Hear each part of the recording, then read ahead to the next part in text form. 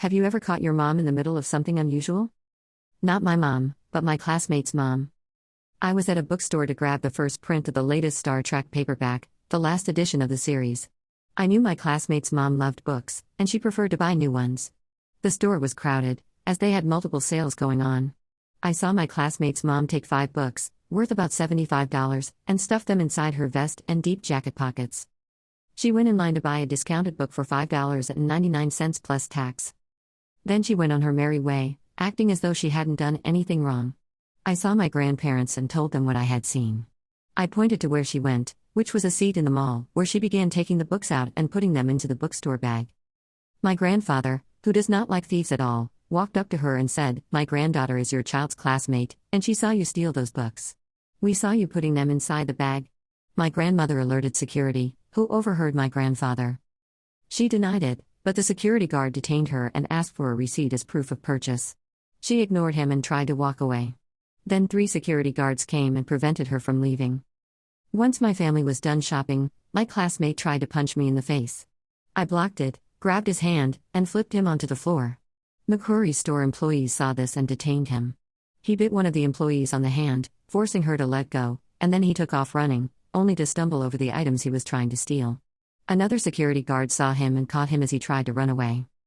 I decided to walk away and went to Ivy's, hoping to find a new leather wallet. When I didn't find what I wanted, I went to Dillard's and found a Fossil wallet. It was expensive, but well worth it. I had that wallet for nearly 40 years before it eventually wore out. When our family, my grandparents, parents, sister, and I, got into my granddad's car, parked just a couple of spaces away, we saw that the mother and my classmate were both handcuffed and placed into 2 separate police cars. The classmate was sent to the juvenile detention center and was released on Tuesday. His mom remained in jail, as she was a repeat offender with multiple offenses. At the bus stop after school, he charged at me, trying to beat me up for what I did.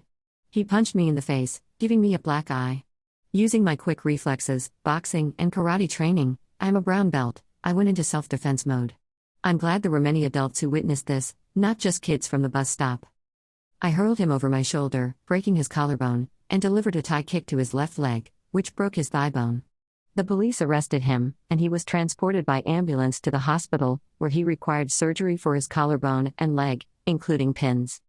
His dad divorced his mom, sold their house, and moved away. His mom wound up in state prison, and he ended up in a troubled youth camp. Later, I learned that the man wasn't even his father. His mom had been married before, and his biological dad didn't want him, turning him over to state custody. Fast forward from elementary school to senior high school. The classmate was still in the area under a special program, part foster care, part juvenile detention center. He made one mistake. He tried to pickpocket my purse. The same episode from years ago happened again. He wound up on the floor, in pain, begging for mercy. He was expelled from senior high school, as this wasn't his first offense. I didn't even recognize him at first until the principal told me, "He never learned his lesson the first time around when it came to messing with you." Honestly, I did not recognize him at all. Back then, he was a skinny, awkward-looking boy. By senior high school, he had gained weight and grown long hair instead of his usual buzz cut.